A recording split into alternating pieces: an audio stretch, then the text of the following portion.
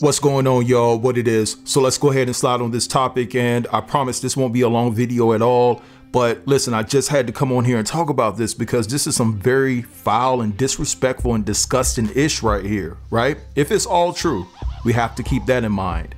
So Diddy is being sued by a woman by the name of Ashley, who claims that after she basically told him that she felt that he was responsible for the passing of Tupac, Diddy made her life a living hell. Now, this alleged incident dates back to February of 2018, where Ashley says she met a guy at a bar. So it seems as though this guy was basically bragging about his friendship with Diddy, and maybe she didn't believe him. And so he proceeds to call Diddy on FaceTime. So once he got Diddy on FaceTime, Diddy wanted to speak to Ashley.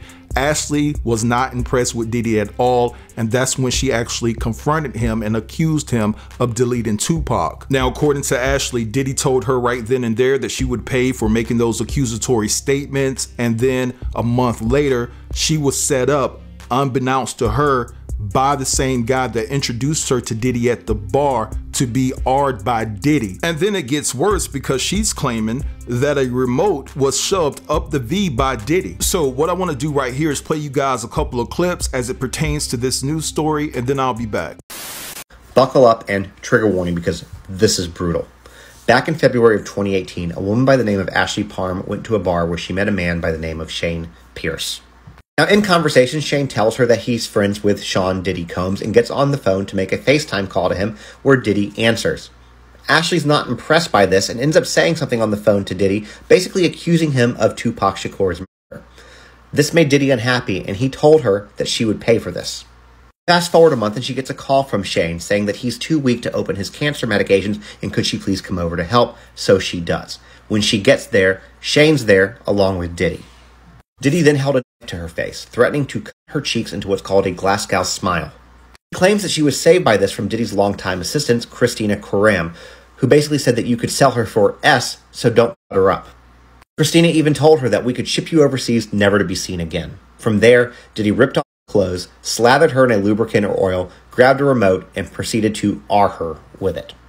While doing so, he told Ashley that her life was in his hands and that he could make her disappear if he wanted to.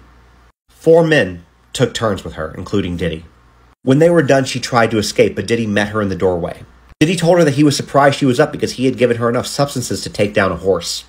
He then offered her money to say that everything was consensual. She refused and said she was going to report it to the police. He said nobody would believe you, and I will take out your family. She claims that a friend then showed her a live stream of what appeared to be the front of her sister's house. Diddy then proceeded to call his mom, basically to talk to Ashley, to try to convince her to not say anything. Now, she then went to the hospital to have an R kit done, and police came up, and she told the police that she was violently gang-R'd, but was too scared to give them Diddy's actual name. But she did make a police report and claims that no police ever followed back up or opened up any type of an investigation as to what happened. In the lawsuit that Ashley filed, she is suing for SA and battery, abuse, false imprisonment, kidnapping, and demanding a trial by jury. She has also named Diddy's assistant, Christina Koram, in that lawsuit, accusing her of assisting Combs' predatory S behavior by setting her up to be SA'd and R'd by Diddy, as well as assisting in covering up the crime thereafter. She also claims to have been able to grab a knife at one point and slice Diddy's abdomen, which I would imagine is something pretty easy to prove. Now, this woman seems to have a lot of receipts to back up her claims and is wanting a trial by jury, so time will tell what happens with this. But at this point, every single one of these that comes out seems to be worse than the last. And by the way, as always, make sure to hit that follow button because we have a lot more coming out of this.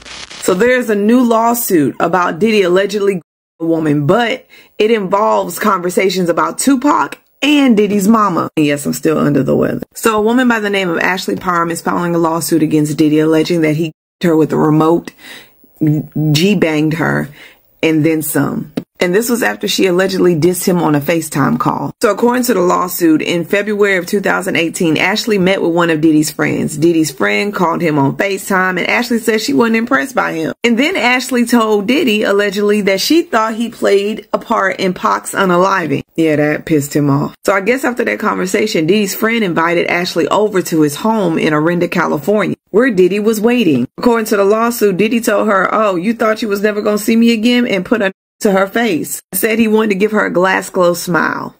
Diddy's top consultant, Christina, was there too, saying don't mess up her face because we may need to use her to traffic. According to Ashley, Diddy removed her clothing and started pouring a bottle of liquid all over her body. And then Diddy and Christina tried to put an IUD, quote unquote, up Ashley's body. But when that didn't work, they went to a remote control. Diddy allegedly Ashley with the remote control. Not only that, 3 other men were instructed to her as well. And you know what? Diddy allegedly told Ashley that her life was in his hands and he could take it whenever he wanted to. After Diddy and his friends partaked in, Ashley went outside, to smoke one and left Ashley in the house to regain consciousness. Once she regained consciousness, she grabbed a in an oversized shirt and tried to run for the door. She had to get past Diddy. Diddy said he was surprised that she could walk or was conscious because he had pumped her with enough you-know-what to take out a horse. Ketamine. Diddy also said, before you leave, I just want you to know this is consensual. Ashley said, no, that I'm calling the cops. Well, Diddy allegedly had one of his friends show Ashley a live stream of her sister's home and told her no one would believe her. On top of that, Ashley alleges that Diddy called his mama Joyce to talk to her. And she told Ashley, don't harm my son. Are you kidding me? But that ain't it, y'all. And I quote, Diddy told her he had gotten away with bigger crimes and referred to Tupac. And that pissed somebody off in that house. And that person drew a you-know-what on Diddy and started pow-powing up the place. Diddy took off and Ashley chased him with the knife, allegedly. And caught up to him, was about to, take him out when Diddy started pleading not to do it. But in a moment of clarity, she took off out the door. Diddy chased her and then sliced her or grazed her with the knife at her abdomen. I said that right. And the part about this is Ashley Parham says she called the police. She claims the sheriff from Contra Costa County Sheriff's Department responded and she told them what happened, but she don't think they ever investigated her claims. She also reported to Walnut Creek Police and Orinda Police Department, but no one looked into it. Now, Ashley Parham is not being represented by Tony Busby, so this is a whole nother situation. So this will go into Surviving Diddy, not Tony Busby. I have tonsillitis, you guys. I'm out. Bye. All right, so you guys just heard that, and it's an absolute dumpster fire here. Because at the end of the day, this woman was extremely detailed about what allegedly transpired during the time she had her encounter with Diddy and 4 or 5 other men.